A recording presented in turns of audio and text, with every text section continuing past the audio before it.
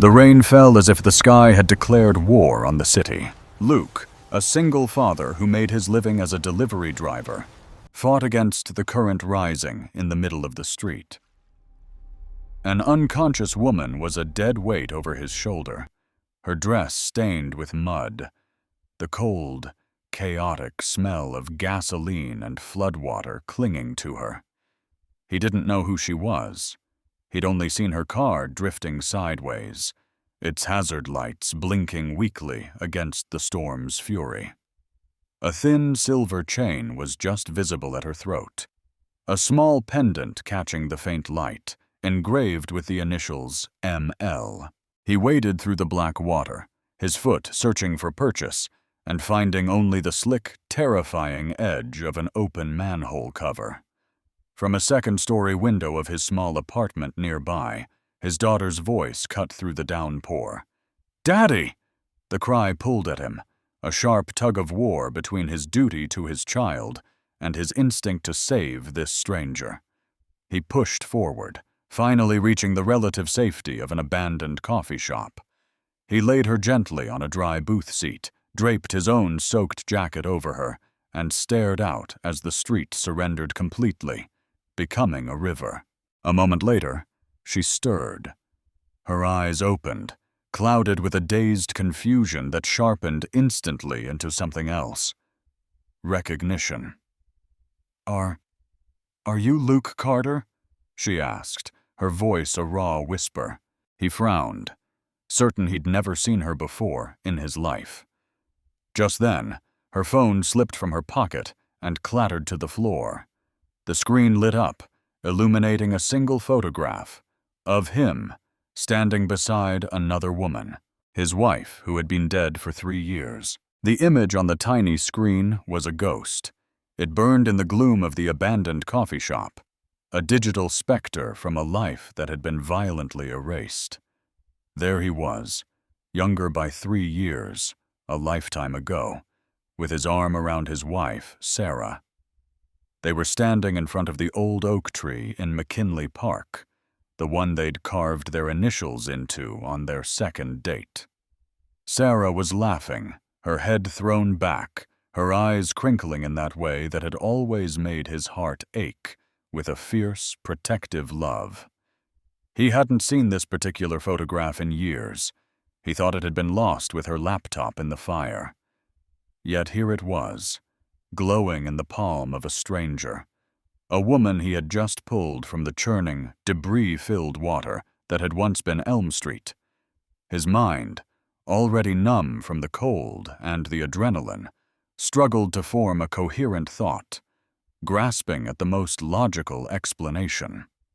She must have known Sarah. The woman on the booth seat groaned, a low sound of pain and confusion. She pushed herself up slowly, her gaze drifting from the phone, still lit on the floor, to his face. Her eyes were wide, a deep shade of hazel that seemed to absorb the dim light. She winced as she touched a spot on her temple, her fingers coming away slick with something dark. For a moment, neither of them spoke. The only sounds were the relentless drumming of the rain against the plate-glass window and the distant, mournful wail of a siren that was going nowhere. He finally knelt, his own tired knees protesting, and picked up the phone. He thumbed the screen, but it had gone dark again, the ghost tucked back into its electronic shell. He held it out to her, his movements stiff. "You know my name," he stated, his voice flatter than he intended. "And you have this." She took the phone, her fingers cold as they brushed against his. I'm sorry," she stammered, her voice raspy. "My head. It feels like it's full of cotton." She looked around the dark space, at the overturned tables and the faint layer of silt already covering the floor. "Where are we? The flood." Her words trailed off as the reality of her situation seemed to crash down on her. The car, the rising water, the feeling of suffocating. He saw the panic flare in her eyes and felt an unwelcome surge of empathy. Whatever connection she had to his past, right now, she was just another victim of the storm, and he was the one who had pulled her to safety. He had to remember that. He had a duty to her, the simple human duty of a rescuer. "You're in an old coffee shop. Your car was sinking, I got you out," he explained, his tone softening. "You're safe. We just have to wait out the worst of it." He looked back toward the window of his apartment, where a faint light still shone. Lily. His daughter was up there waiting for him. The thought was a painful anchor, reminding him of his ultimate responsibility. This woman, this mystery, was a complication he couldn't afford. He needed to get her stable and then get back to his child. The power imbalance was a physical weight in his chest. He was torn between the stranger in front of him and the small 7-year-old girl who was his entire world, watching from a window just 50 yards and a world of water away. "My daughter is just across the way. She's waiting for me." The woman followed his gaze, her expression unreadable. "You saved me," she whispered, more to herself than to him. He watched as her hand went instinctively to her neck, her fingers finding the small silver pendant. He could see it more clearly now, a simple, elegant disc with the letters ML etched in a looping script. The initials meant nothing to him. Sarah's maiden name had been Williams. Her mother's was Prescott. He sifted through the names of her friends, her colleagues from the community center where she had volunteered. No one came to mind. The necklace was another dead end, a piece of the puzzle that didn't fit with the one answer he had already decided upon. He tore a strip from the bottom of his own drenched t-shirt and gently dabbed at the cut on her temple. It wasn't as bad as it looked, a superficial wound, but she was clearly concussed and in shock. "How did you know my wife?" he asked, his voice low and steady, trying to project a calm he didn't feel. He needed an answer, a simple fact to hold on to in the swirling chaos of the moment. He expected a name, a place. "We worked together at the shelter, or I was in her book club, a simple, clean thread connecting this woman to Sarah." Instead, she just stared at him, her brow furrowed in genuine confusion. "Your wife?" she repeated, as if the words were foreign. That wasn't the reaction he was expecting. It wasn't denial. It was bewilderment. This, he reasoned, must be the concussion. Her memory was rattled. Of course she knew Sarah. The photograph was undeniable proof. She just wasn't thinking clearly. He settled on this explanation because the alternative, that this was something more complex, more sinister, was too much to contemplate. Not now. Not with the water still rising and his daughter still alone. "Sarah," he said, pressing gently. "The woman in the picture. That was 3 years ago. There was an accident. A gas line explosion in our old neighborhood." He watched her face carefully for a flicker of recognition, some sign that the details were breaking through the fog of her injury. Her expression remained blank for a moment.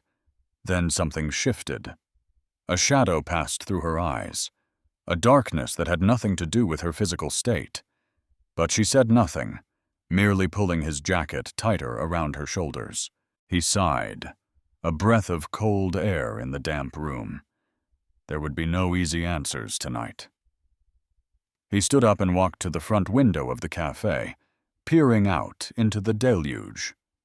The water was now a powerful flowing river, carrying with it the casualties of a modern life: an overturned trash can, a child's plastic tricycle, the bumper of a car. The currents were too strong to risk crossing back now, even for the short distance to his own front door. He was trapped here, with her. He ran a hand through his wet hair, the weight of the last 3 years pressing down on him. After Sarah's death, his world had shrunk to the size of a 7-year-old girl. His life was a carefully constructed routine of school runs, delivery shifts, bedtime stories, and the quiet, aching grief that was his constant companion. There was no room for anything else. No room for mysteries, for women with ghost photographs on their phones and secrets in their eyes. Hours bled into one another, marked only by the shifting intensity of the storm outside.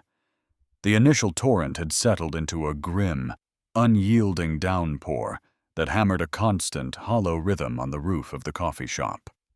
Luke had found a first aid kit in a dusty cabinet under the counter, its contents meager but useful. He cleaned the cut on the woman's temple and found a roll of gauze to tape over it. He also discovered a case of bottled water and several boxes of stale, cellophane-wrapped biscuits in a back storeroom, a small treasure in their marooned world. They drank the water in silence, the quiet between them thick with unanswered questions. The flood had turned the small cafe into an island, a temporary fortress against the drowned city, and he was sharing it with a ghost from his past, or at least a messenger from it. He had managed to shout up to Lily, assuring her he was okay, and that he would find a way back as soon as the water receded. Her small, brave voice calling back, "Okay, Daddy," was a splinter in his heart. The woman, whose name he still didn't know, seemed to be regaining her strength. The dazed, foggy look in her eyes had been replaced by a sharp, weary awareness. She sat huddled in his jacket, watching him with an unnerving intensity. Finally, she broke the silence. "My name is Maya," she said, her voice stronger now. "Thank you, Luke, for everything." Hearing her say his name again, so familiarly, sent a fresh wave of unease through him. He simply nodded, handing her another biscuit he didn't want himself. "You knew my name before I told you," he stated, circling back to the point that wouldn't leave him. "And the picture, I need to know why you have it." He wasn't accusing, not yet. His tone was one of weary insistence, the voice of a man who had long ago run out of patience for life's cruel jokes. Maya looked down at her hands, avoiding his gaze. "It's part of my job," she began, the words sounding rehearsed, sanitized. "I work for Lyra Corporation, in the Corporate Archives and Community Outreach Division." The name hit him with the force of a physical blow. Lyra Corp. It wasn't just a name. It was the brand of his grief, the faceless entity that had built the housing development where Sarah had died. They were the ones who had sponsored the community, installing the cheap, faulty gas lines that the official inquiry had somehow overlooked. The company had settled with the families, a sum of money that was both an insult and a gag order, before their army of lawyers had washed their hands of the 17 lives lost. And this woman worked for them. The fragile thread of empathy he'd felt for her snapped. "Community outreach," Luke repeated, the words tasting like ash in his mouth. "Is that what you call it? Digging up photos of the people your company killed?" The accusation was out before he could stop it, sharp and raw. Maya flinched, but she didn't look away this time. Her hazel eyes met his, and he saw a flicker of something he couldn't name. Not guilt, not pity, but something deeper, more complicated. "The explosion was ruled an accident," she said, reciting the official company line. "The files on the victims, they're periodically reviewed. For memorials, for the scholarship fund established in their names. I came across that photo while preparing a 3-year anniversary report. Your wife, she was a pillar of that community. The file on her was extensive. The explanation was sickeningly plausible. It was exactly the kind of hollow corporate gesture Lyra would make, a scholarship fund to polish a tarnished reputation. The photo was a loose end, a piece of data in a file. It was a payoff to the mystery on her phone, a neat, tidy answer that should have settled the matter. But it didn't. It felt wrong, a story constructed to conceal a more jagged truth. He thought of the initials on her necklace. ML, Maya L. What? He looked at her, truly looked at her, and saw not just a victim of the flood, but an employee of the enemy. She was a cog in the machine that had destroyed his life, whether she was a high-level executive or a low-level archivist. The air in the cafe grew colder, heavier. His instinct to protect her had curdled into a deep, profound suspicion. He retreated into himself, busying himself by checking the doors and windows, as if securing them against the storm could somehow secure him against her. He was mapping out the new emotional terrain. He had saved her life, and now he might be trapped with the one person who could reopen wounds he had fought for 3 years to close. As he paced, she rummaged through her soaked designer purse, laying out its contents on the dry counter to salvage what she could. A leather wallet, a tube of lipstick, a set of keys.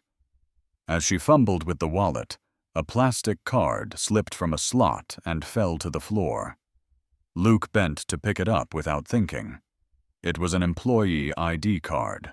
There was her picture, a professional headshot where she looked confident and poised. And beneath it, her name in crisp black letters, Maya Lang. And to the right of her photo was the corporate logo, a stylized, predatory eagle with its wings spread wide. Lyra Corporation. He handed the card back to her, his expression unreadable. Maya Lang, ML. The necklace wasn't a coincidence. The photo wasn't an accident. Nothing about this felt right. He was no longer just a rescuer. He was a man guarding a secret, though he wasn't yet sure what that secret was. He was trapped by a literal flood, but he was also caught in a tide of memory and suspicion, and Maya Lang was at its center. He stopped pacing and sat down at a table across the room from her, the space between them a silent battlefield. He wouldn't confront her, not yet. He would watch. He would listen. And he would wait for the waters to recede, both outside the window and inside his own soul. The sky outside had begun to lighten from the impenetrable black of the storm to a bruised, watery gray. But the rain still fell, a miserable, persistent drizzle that promised no immediate relief. The floodwaters had crested, no longer rising, but holding the street in a silent, stagnant grip. Inside the coffee shop, a chilling quiet had taken hold, far more unnerving than the storm's previous fury. Maya was asleep, or pretending to be, curled on the long booth seat with his jacket pulled up to her chin. Her breathing was even, but Luke sensed a tension in her posture, a watchfulness that belied her apparent rest. He hadn't slept. He couldn't. His mind was a maelstrom of anger and suspicion, circling endlessly around the name Lyra Corporation. Every time he looked at Maya, he saw the ghost of his wife, and he felt a cold, simmering rage that was entirely new to him. His gaze kept drifting to her handbag, sitting on the coffee bar where she'd emptied it. Its expensive leather was warped and stained, a testament to the chaos of the night. He told himself that looking through it would be a violation, a line he shouldn't cross. But he was a man who had lost everything to a company's negligence, and a representative of that company was sleeping just 10 feet away, her presence here too great a coincidence to be ignored. He moved quietly, his worn boots making no sound on the silty floor. He wasn't sure what he was looking for, A notebook, a letter, anything to confirm the story she'd told him. His fingers brushed against a small object in a side pocket of the purse. He pulled it out. It was a USB flash drive, but unlike the cheap plastic ones given away at conferences, this one was encased in a rugged, rubberized shell with a small metal loop and a screw-on cap. It was designed to withstand the elements. It was waterproof. He stood there for a long moment, the small object feeling impossibly heavy in his palm. This was not a drive for storing family photos or spreadsheets. This was built for a purpose. It was built to protect its contents. He walked over to the booth and stood over her. "Maya," he said, his voice low but firm. Her eyes opened instantly, clear and alert. There had been no sleep in them. She saw the drive in his hand, and for a split second, a look of pure panic flashed across her face before she masked it with a weary annoyance. "What are you doing going through my things?" she demanded, sitting up, pulling the jacket around herself like a shield. He held out the drive. "What's on this?" he asked, ignoring her question. "Why is it so heavily protected?" She snatched it from his hand, her fingers closing around it possessively. "It's work. Just proprietary data. Market analysis. It's nothing," she said, her words coming too quickly. "And it has nothing to do with the explosion. I told you I'm an archivist. I just handle old files. I don't know anything more than what was in the public report." Her denial was a wall, thrown up hastily and without conviction. It was the kind of denial that was more of a confession. He didn't press her further. He didn't need to. He had seen the truth in that initial flash of fear. The drive was important, and its contents were a secret she was desperate to keep. He nodded slowly, backing away, letting her believe she had placated him. As he moved back to his solitary post by the window, his mind raced, trying to assemble the pieces into a picture that made sense. She worked for Lyra. She was carrying a heavily protected drive with secret data. She was lying to him. What was the logical conclusion? The outline of a new theory began to form, a red herring that his grief-stricken mind found plausible. Perhaps Lyra wasn't the sole villain. Maybe a corporate rival had sabotaged the gas lines to ruin Lyra's reputation or to cash in on the subsequent reconstruction.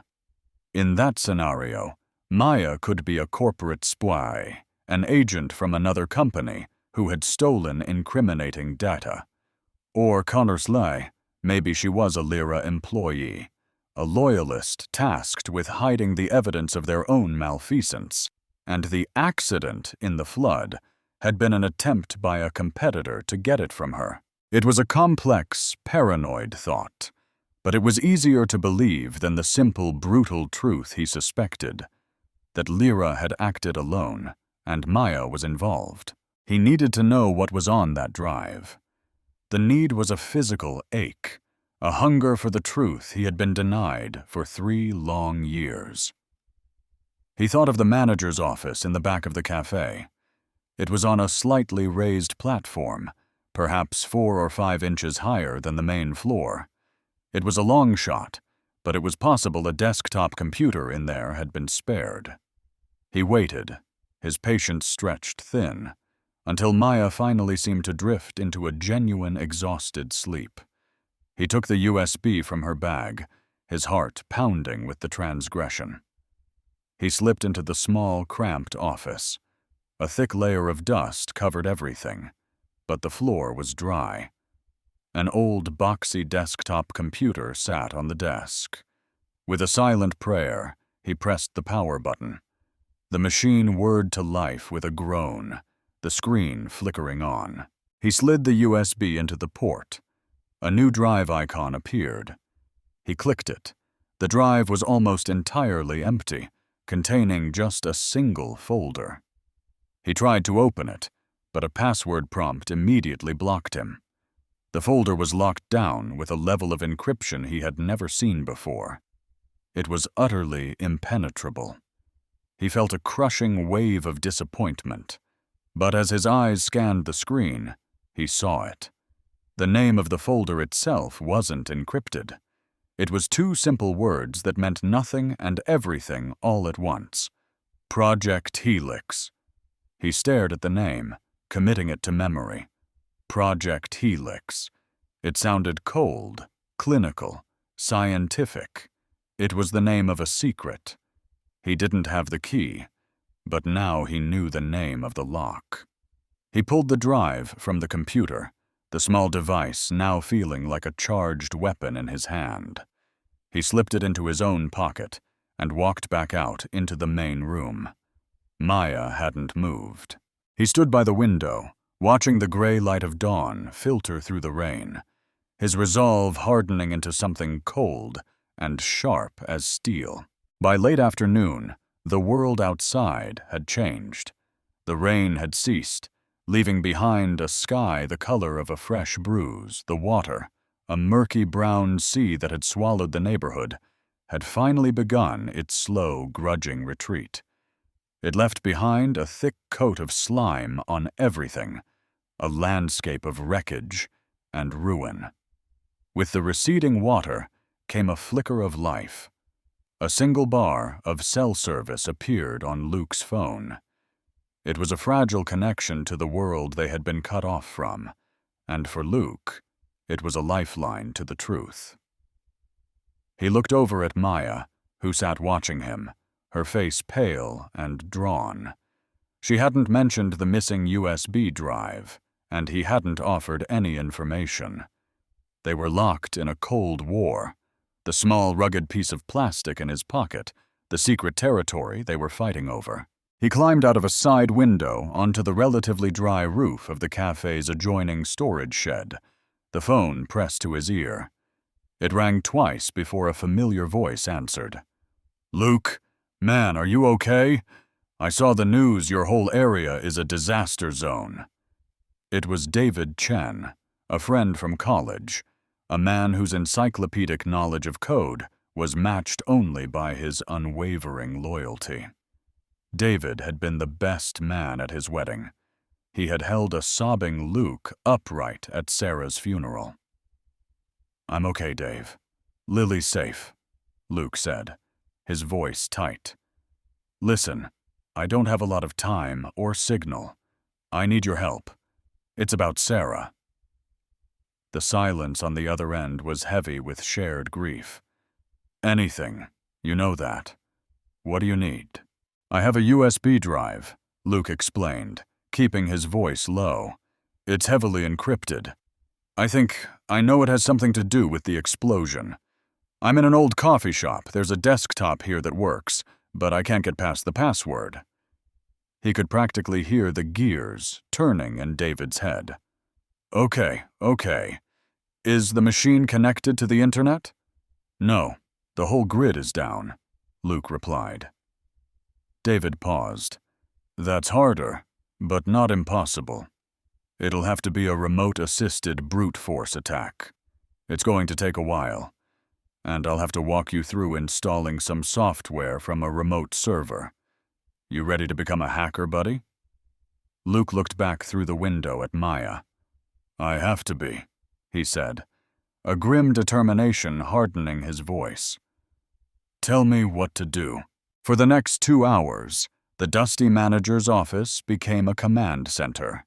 Guided by David's calm, precise instructions over the phone, Luke downloaded a complex piece of software, his fingers fumbling on the unfamiliar keyboard. He typed in lines of code that looked like a foreign language, his friend patiently correcting his mistakes. Finally, the program was running. A black window filled the screen, lines of green text scrolling past at an impossible speed, a digital waterfall of characters. It was the program, David explained, trying every possible password combination, trillions of them, in a relentless assault on the encryption. "Now we wait," David said. "Could be minutes, could be hours. Just keep the phone line open." Luke sat there, watching the screen, the silence of the cafe pressing in on him. He was acutely aware of Maya in the other room, a silent, anxious presence. He was unlocking her life, and he had a sinking feeling it would destroy his. Then, after an eternity that lasted 57 minutes, the scrolling text stopped. A single word flashed in the center of the screen. "Access granted." The password window vanished, and the folder icon for Project Helix now stood open and undefended.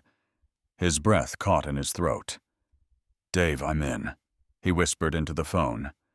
The folder contained a handful of documents, financial projections, chemical compound lists, engineering blueprints that were meaningless to him, and a single audio file. Its name was a date, a week before the explosion that had killed Sarah. "There's an audio file," he told David. "I'm playing it." He double-clicked. A hiss of static filled the small office. Then the sound of a meeting room came through the cheap speakers, the distant clink of a water glass, the rustle of papers.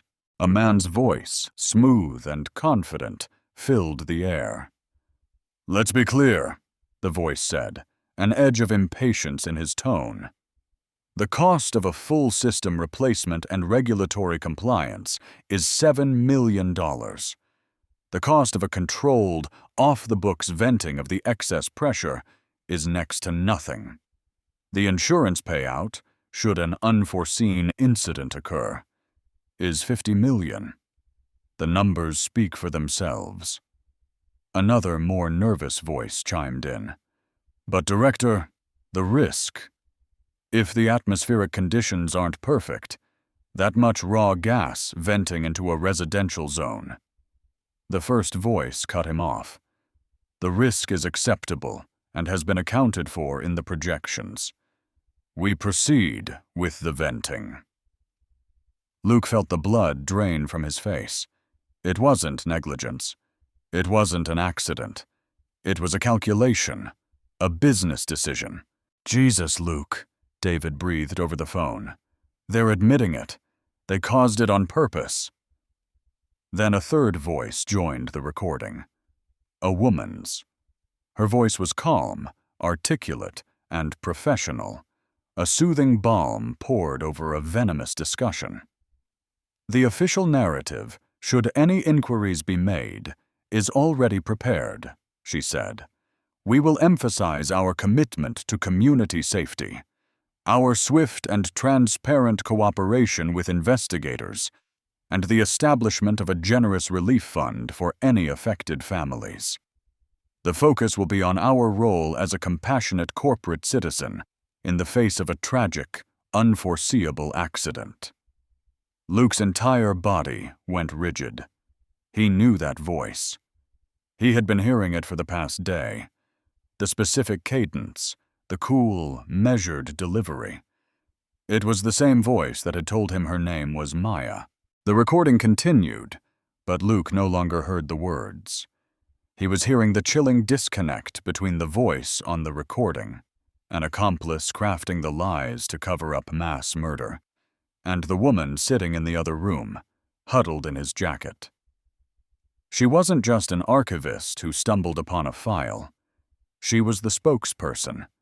She was the one paid to stand in front of cameras and lie, to look families like his in the eye, and speak of a tragic accident. The voice on the recording belonged to a monster, and that monster was Maya Lang. The audio file clicked off, and the office was plunged back into a silence that was now thick with horror. "Luke? Luke, did you hear that?" David's voice was a distant buzz in his ear. Luke slowly stood up and looked through the office doorway. Maya was standing now, watching him, her face a mask of fear. She knew he had found it, and he knew, with a certainty that was as cold and sharp as death, that he had just listened to the voice of one of the people who had killed his wife. He walked out of the office, the phone still clutched in his hand, David's distant, tinny voice asking questions he no longer heard. He ended the call without saying goodbye. Maya stood in the center of the room, her arms wrapped around herself, a cornered animal waiting for the final blow. The space between them crackled with a new and lethal energy. The shared ordeal of the flood was gone, replaced by the raw, jagged edges of a 3-year-old crime. He stopped a few feet from her. He didn't need to raise his voice. The quiet was more damning. "Project Helix," he said, the words feeling alien on his tongue. "A controlled, off-the-books venting. The risk is acceptable." Maya flinched as if he had struck her. Her face, already pale, lost its last hint of color. "How?" she began, but the question died on her lips. She knew how. Her eyes darted toward the office, then to his pocket where the drive was now concealed. He took another step closer, his body thrumming with a cold, focused rage he hadn't felt since the day he'd identified Sarah's body. "And then the spokesperson," he continued, his voice dropping to a harsh whisper. "The one who outlines the official narrative, the one who talks about compassionate corporate citizenship while 17 people are lying in a morgue." He held her gaze, refusing to let her look away. "That was a good performance. Did they give you a bonus for it?" Tears welled in her eyes, but she didn't let them fall. The time for deception was over.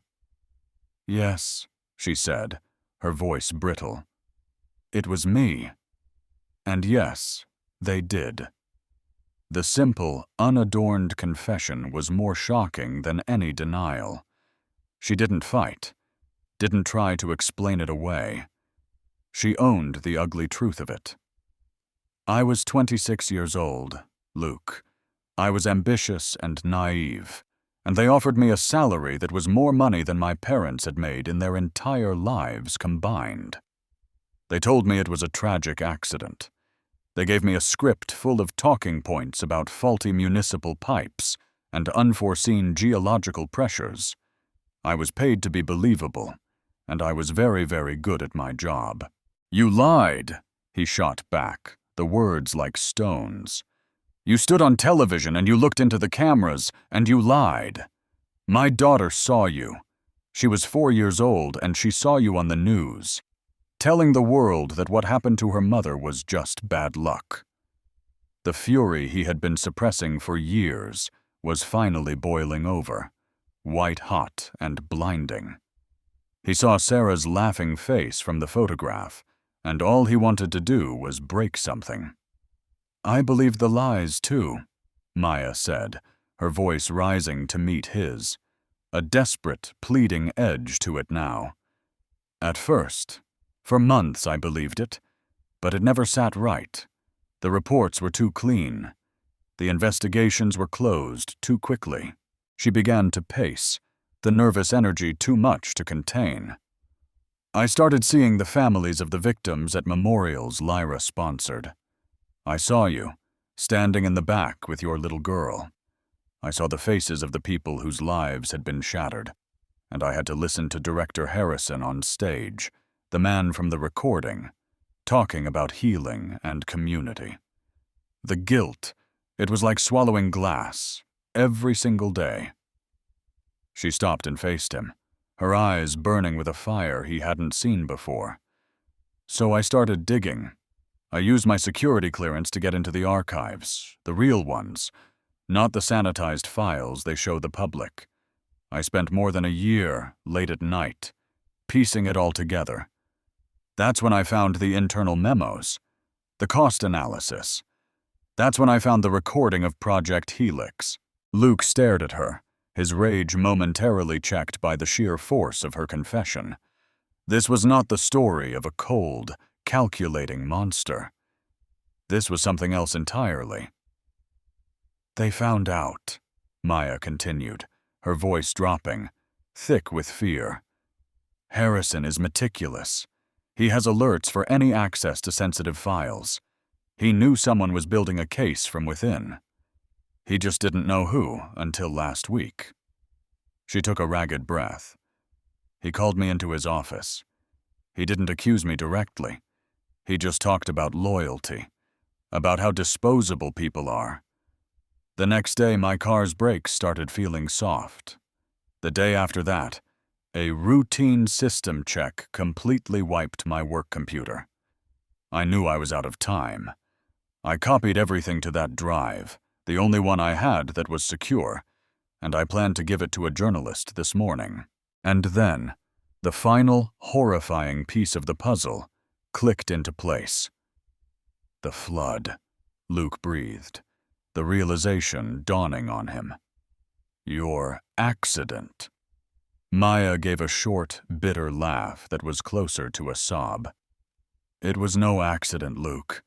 I was on the overpass when a black SUV with no plates slammed into my back fender. It sent me straight into the guardrail and down the embankment into the rising water. They weren't trying to scare me. They were trying to kill me and bury that drive at the bottom of a river. They wanted to make sure the spy within became just another sad statistic of the storm. The entire narrative of the last 24 hours violently inverted itself in Luke's mind. The ground shifted beneath his feet. This woman wasn't the villain. She wasn't an accomplice who got away with it. She was a whistleblower, a person consumed by guilt who had risked her life to undo the damage she had helped create. He hadn't saved a stranger from a random act of God. He had unknowingly intervened in a corporate assassination. The power in the room had vanished, replaced by a terrifying, shared vulnerability. He was no longer the righteous victim confronting the perpetrator. They were two survivors, trapped on an island, hunted by the same enemy. The drive in his pocket was no longer just a tool for his own personal justice. It was a death warrant. And by taking it, he had just signed his name right next to hers. There was no time for grief or recrimination.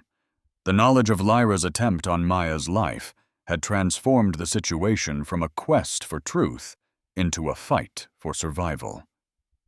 They were no longer just holding evidence of a past crime. They were active targets.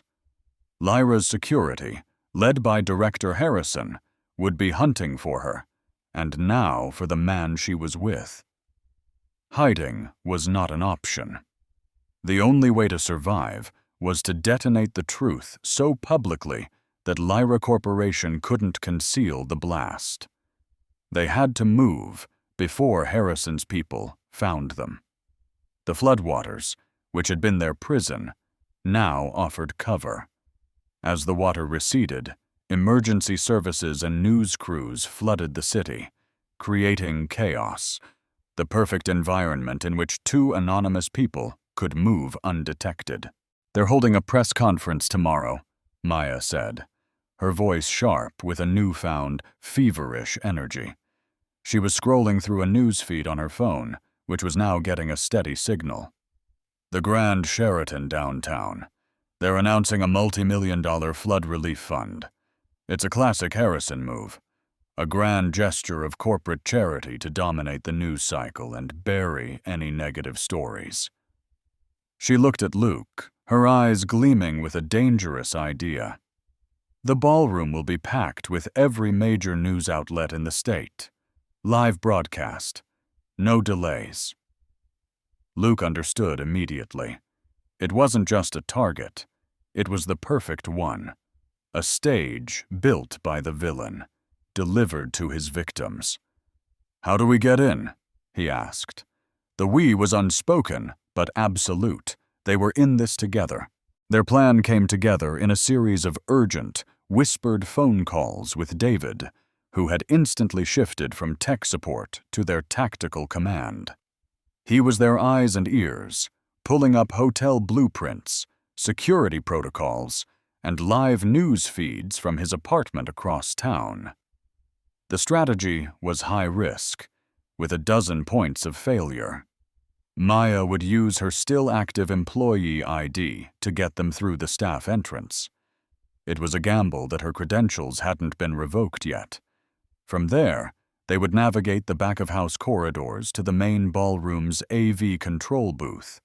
Luke, the anonymous face, would be the one to enter the booth. His job was to get the USB drive into the master audio console that controlled the room's sound system. David would be on the phone with him, a voice in his ear, guiding him through the technical hijack. The next morning felt surreal. They managed to get a ride downtown with a volunteer in a pickup truck, blending in with other displaced residents. The Grand Sheraton was an island of pristine order in a city of chaos. News vans with satellite dishes crowded the entrance. Men in sharp suits and women with laminated credentials moved with brisk purpose. Maya, wearing a baseball cap pulled low and a nondescript jacket, looked like a different person. She walked with a tense confidence, her body language radiating an authority she no longer possessed. She swiped her ID at a rear service door. A green light blinked. They were in. The air inside was cool and smelled of industrial cleaner and impending drama. They moved quickly through a labyrinth of concrete hallways, following David's directions relayed through Luke's single earbud. Turn left at the industrial kitchen. Go past the linen closets. The booth is on the second level, overlooking the stage. They reached the door labeled Audio Visual Control. This was it. You have 60 seconds, maybe less, Maya whispered, her hand on his arm. Once Harrison is on stage, that's the only chance you'll get.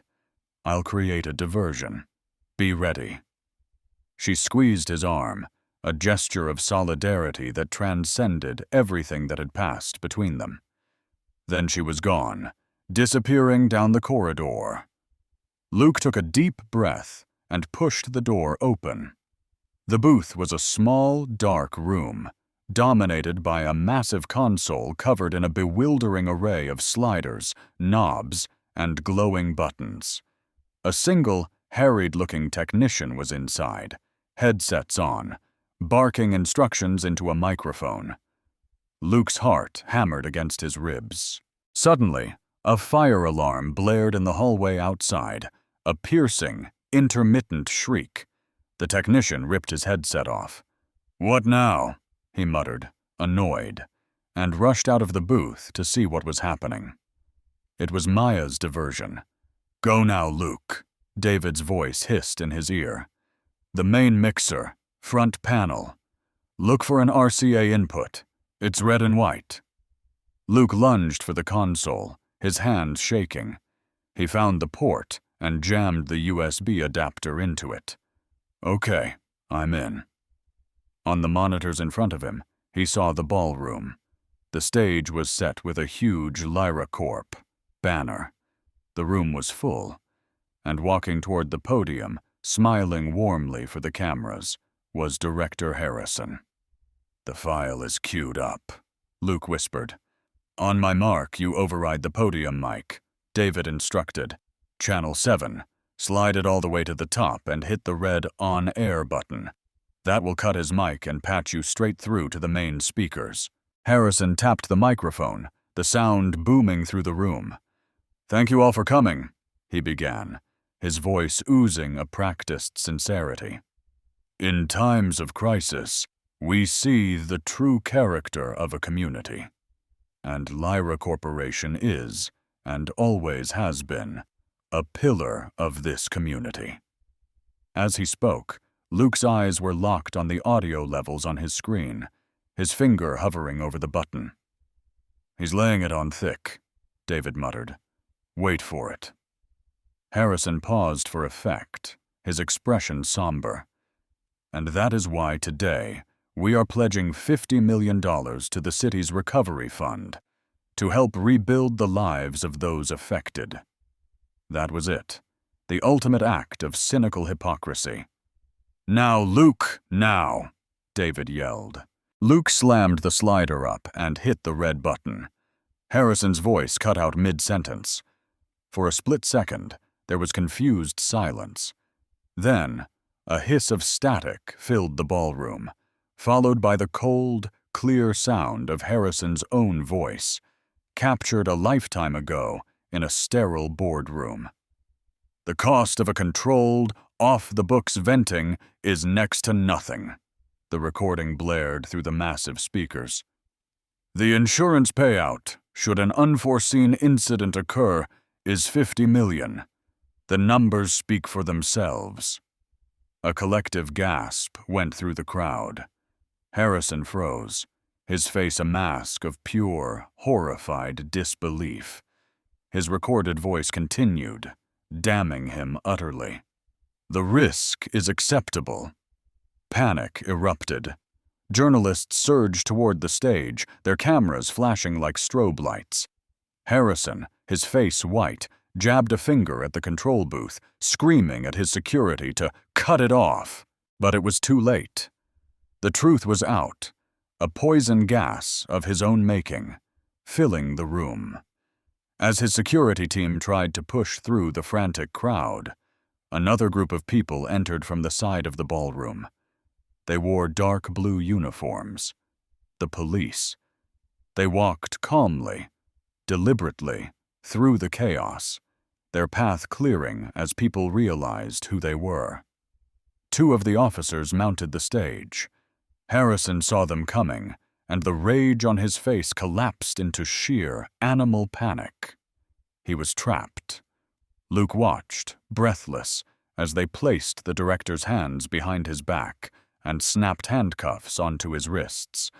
The click was inaudible in the din, but in Luke's mind, it was as loud as a gunshot.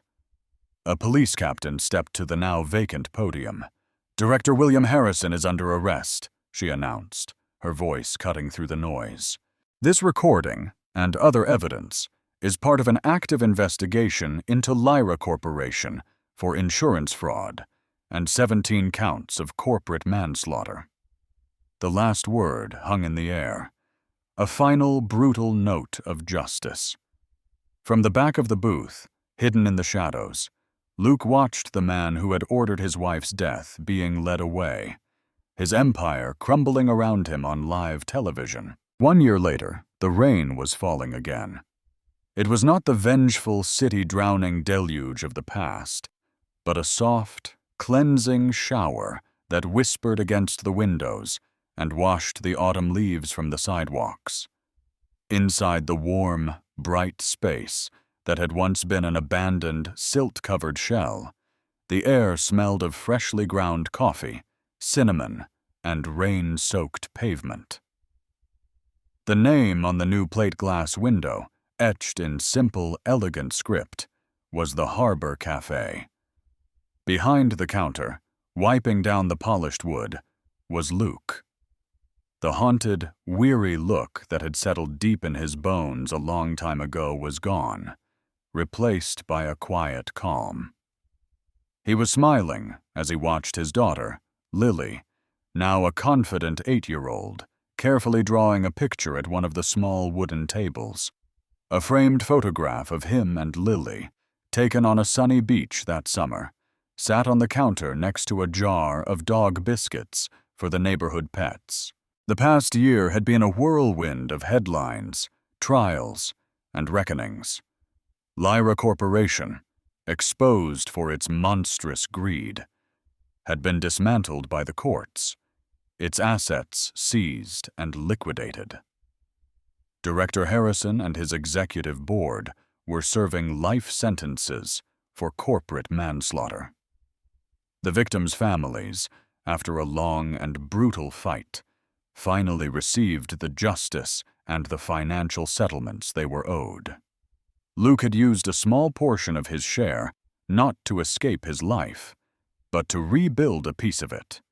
He bought the abandoned coffee shop, the place that had been his refuge, and poured his energy into giving it new life.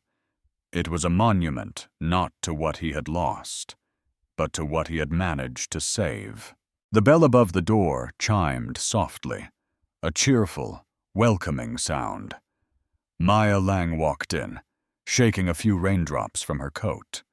The tense, hunted look she had worn was gone, replaced by a serene, if still somber, grace.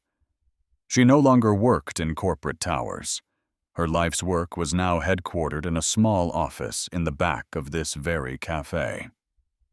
With her own settlement money, she had established the Helix Foundation, a non-profit dedicated to supporting the Lyra victims and the families who had lost everything in the flood. She had traded a life of defending the powerful for one of serving the powerless. Her work was her penance and her atonement. She walked up to the counter, her smile easy and genuine. "Slow day?" she asked, her gaze drifting over to Lily, who waved happily at her. "The best kind," Luke replied, pouring her a cup of tea without needing to ask. They had found a strange, quiet peace in each other's company, two people bound by a shared trauma who had somehow managed to build a future out of its wreckage. They didn't talk about the past often, but it was always there, a silent foundation beneath their friendship. Maya reached into her coat pocket and placed a small, velvet-covered box on the counter, sliding it toward him. "I had something I wanted to give you," she said. Luke opened the box. Lying on the soft lining was the silver necklace, its chain seamlessly repaired, the ML pendant polished to a brilliant shine. It caught the warm light of the cafe, glowing with a soft, gentle radiance. He looked up at her, his expression a question. "It was a gift from my grandmother," she explained, her voice low. "For the longest time after everything. It just reminded me of that person I was, of the lies I told. But I was wrong. When I think of it now, I remember the flood. I remember being pulled from the darkness. It belongs here, at the harbor. The place where we both found a second chance." She met his eyes, and he saw the profound, hard-won peace she had finally found. "This time," she said softly, a promise and a prayer in one. "We don't lose anyone." Luke felt a tightness in his chest, a feeling not of sorrow, but of profound, aching gratitude. He took the necklace from the box. Its metal was cool against his skin. He turned and hung it on a small, empty hook on the wall behind the counter, right next to the photograph of him and Lily. The silver pendant swung gently for a moment before settling. The camera of memory pulled back, framing the scene.